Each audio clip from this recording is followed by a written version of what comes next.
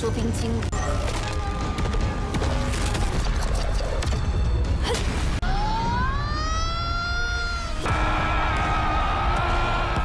Halo semuanya, bagaimana nih kabar kalian? Pada kesempatan kali ini, kita akan melanjutkan tonggak dari Over the Divine Realm. Kita akan melihat pertarungan Zhao Xiang'er melawan sang iblis. Apakah dia mampu atau sama sekali tidak? Dan apakah juga MC utama kita akanlah turun tangan dalam pertarungan kali ini? Kalau begitu, langsung saja kita masuk ke dalam ceritanya. Mereka berdua yang sedang menyaksikan pertarungan, Xiaoling tiba-tiba nyeletuk dengan memberikan pertanyaan bagaimana kelanjutan kisah tentang pendeta muda tersebut. Changju mengaku pendeta muda itu adalah dirinya. Setelah dia dihabisi oleh gurunya, dia telah dikurung di tempat yang begitu sangatlah sepi sampai-sampai dia terbangun di tempat seperti ini. Ingat ya, Xiaoling bukan lagi seperti orang yang dulu guys. Dia telah benar-benar berubah. Dan pertanyaan keduanya, sebenarnya Changju ini siapa? Dia membalas, dia sama sekali tidaklah tahu. Sampai dia belum mendapati jawabannya, dia akan tetap tinggal di sini. Begitu juga dengan Changju mempertanyakan, untuk saat ini dia berbicara dengan siapa? Mendengar itu ya, Xiaoling langsunglah bergemetar dengan mempertanyakan itu semua tergantung dengan dirinya. Changju kembali membalas, sekarang dia telah berada di dalam istana. Apa yang akan dia lakukan selanjutnya? Xiaoling mengaku untuk saat ini dia tidak tahu apa yang akan dia lakukan, sebab dia tidak bisa mengendalikan pikirannya sama sekali. Semua ini terjadi ketika dia melarikan diri dari tangan Ning Qinsui atau gurunya sendiri ya. Changju yang sudah menyadari perubahannya sejak awal, dia hanya memberikan sebuah nasihat. Janganlah percaya semua perkataan dari iblis rubah tersebut, karena semua perkataannya hanyalah omong kosong. Hal ini membuat Xiaoling meminta satu hal. Jika tiba-tiba dia berubah menjadi begitu kejam, jadi lebih baik habisi dirinya sekarang juga. Namun ya, Changju membalasnya lagi, kalau masalah ini dirinya tidak patut dipersalahkan. Dia akan membantunya serta menyelamatkannya. Sayangnya, Xiaoling tidaklah percaya, sebab dia tidaklah tahu seberapa kuat dari iblis rubah satu ini. Dirinya yang dipenuhi dengan ketakutan hampir saja kehilangan kendali guys. Lagi dan lagi Changju menanamkan sebuah segel serta meminta kepada Xiaoling menceritakan masa kecilnya. Lalu kita berpindah dalam pertarungan Zhao Xiang'er. Iblis rubah sungguh begitu kesal. Padahal ranah istana ungu dia ini hanyalah sebuah kekuatan pinjaman. Namun bagaimana bisa dia tetaplah bisa bertahan?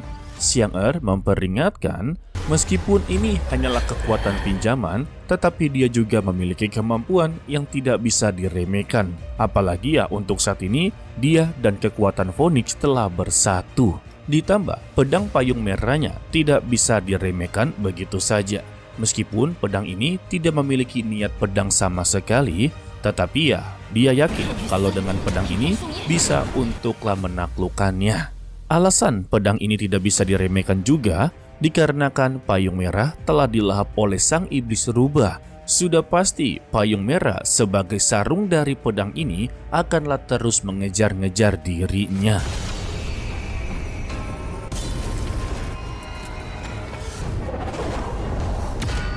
Mendengar ini ya, sang iblis rubah menjadi begitu kesal karena dia tidak bisa menghentikan pedang tersebut.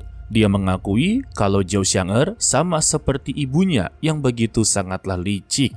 Tetapi dia kurang dalam satu hal, dia tidak terlalu pintar. Sehingga dia sengaja mengarahkan dirinya ke Zhao Xiang'er. Sampai-sampai pedangnya berhenti sendiri karena tidak inginlah melukai tuannya. Gara-gara ini membuat sang iblis rubah mendapati peluang untuklah memanggil petir awan siluman. Untuk Lu Jiajia atau Nona Lu, dia khawatir dengan kondisi dari Zhao Xiang'er karena untuk iblis rubah begitu sangatlah kuat. Namun untuk kondisi dia saat ini, membantu sama saja seperti menjadi beban, sebab dia sudah tidak mempunyai pedang sama sekali. Jadi dia memutuskan untuklah tidak ikut campur. Sayangnya, baru saja beberapa detik, hatinya tiba-tiba gelisah dan akhirnya memutuskan untuklah membantu Zhao Xiang'er dalam pertarungan. Ya elah. Sedangkan untuk sang iblis yang telah menggunakan kekuatan awan petir silumannya, kini telah menjadi begitu besar. Xiang'er yang melihatnya ya langsung mengarahkannya ke dalam formasi perlindungan kekaisaran, yang dimana jika sang iblis mengerahkan serangannya dan tidak sengaja terkena pelindung tersebut, maka dia akanlah terkena serangan balik. Benar saja, serangan tersebut menghantam pelindung ini membuat dia merasakan sakit yang begitu luar biasa.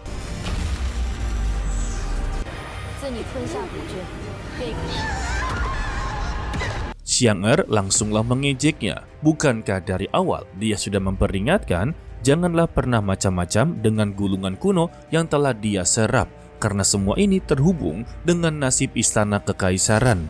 Jika kekaisaran bernasib sial, maka dia juga akanlah bernasib sial. Sang iblis rubah sungguh begitu murka. Berani-beraninya dia menarik formasi istana kekaisaran hanya untuklah menyerang dirinya. Ya, Xiang'er membalasnya lagi, memangnya kenapa? Kalau untuk menghabisi nyawanya, dia rela untuklah menghancurkan beberapa istana. Kini giliran dari Xiang'er untuklah menyerangnya.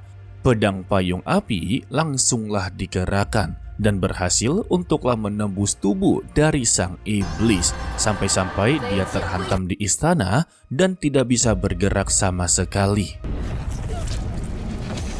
Sang iblis ya sungguh tidak begitu menyangka dia bisa ditekan seperti ini hanya dengan bermodalkan satu senjata saja. Dan Xiang'er meminta janganlah perlu banyak bicara dan juga janganlah buang tenaganya. Begitu formasi istana kekaisaran diaktifkan, maka semua siluman yang berada di dalam kekaisaran juga akanlah lenyap.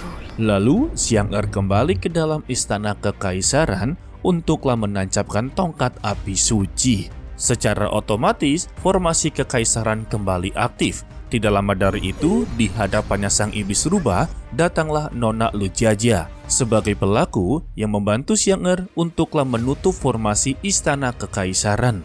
Tetapi, Nona Lu sama sekali tidaklah menjawabnya. Dia datang ke sini juga untuklah membalaskan dendam atas perbuatan dari sang iblis rubah. Dia mengeluarkan beberapa pedang yang menusuk bagian tubuh dari sang iblis.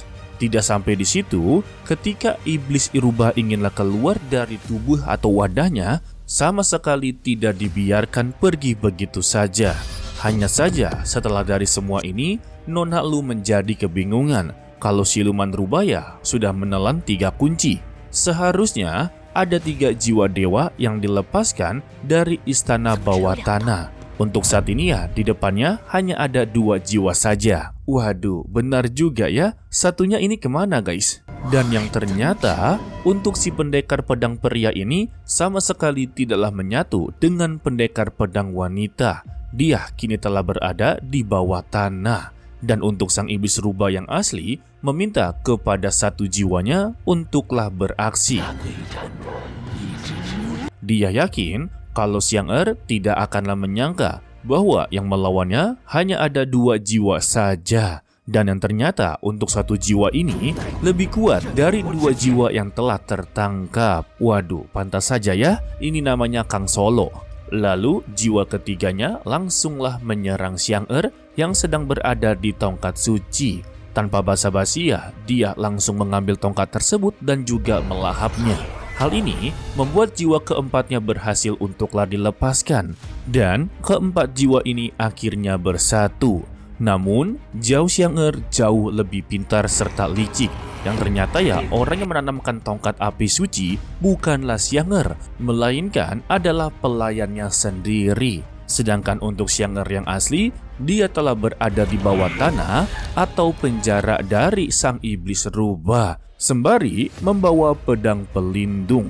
Dia juga berkata ya, meskipun dia dikurung, inti jiwanya tetap tidak akanlah hilang selama bertahun-tahun. Dan kita akhirnya tahu, sebenarnya untuk sang iblis rubah ini memiliki 6 jiwa. Dan kini hanya tersisa 2 jiwa saja. Yang tandanya ya, kondisi seperti ini sang iblis rubah sedang lemah-lemahnya.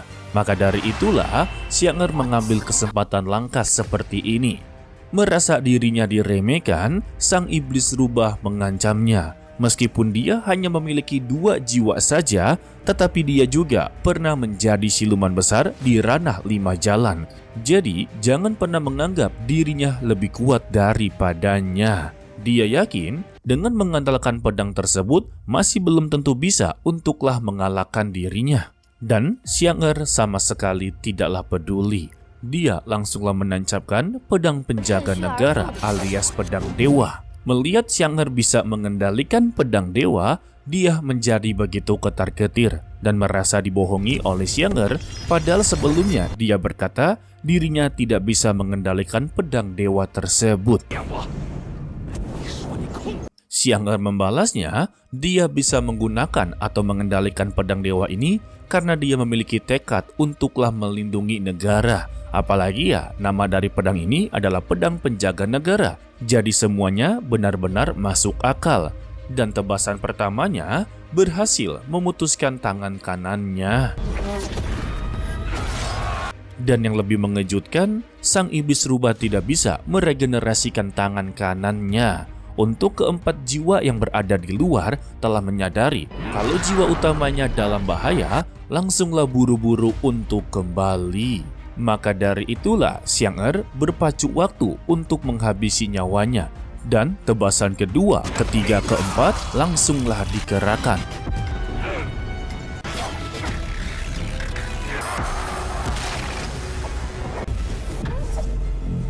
Sampai-sampai ya dari tangan kiri kakinya juga terlepas. Dan kini iblis rubah benar-benar tidak berdaya di hadapan pedang dewa. Namun entah mengapa sang iblis tiba-tiba tertawa. Kalau dia benar-benar memiliki kemampuan yang begitu luar biasa. Tampaknya ibunya telah mempunyai sebuah rencana yang begitu hebat. Dan serangan terakhir langsunglah dikerahkan. Pedangnya menghantam kepala dari sang iblis. Tetapi sebelum dirinya benar-benar berakhir, iblis rubah mengucapkan, "Aku akanlah memenuhi keinginannya sekali lagi."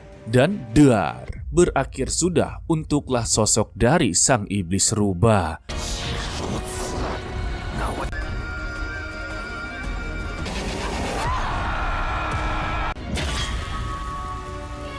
Eits, tidak berakhir sama sekali ya guys. Karena dia telah menyimpan warisannya atau jiwanya di dalam tubuhnya Xiaoling, lebih tepatnya di binatang rubahnya. Ya, tetapi tidak perlu khawatir karena di sana ada Changju yang akan teruslah melindunginya.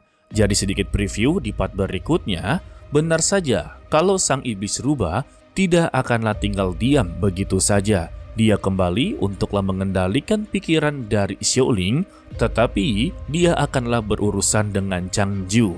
Disinilah sosok MC utama kita akanlah bekerja, karena dari episode 1 sampai episode 9 dia cuma pelongo-pelongo saja. Oke lah, sepertinya cukup sampai di sini saja dulu untuklah video kali ini. Mimin ucapkan terima kasih kepada kalian yang telah menonton sampai akhir.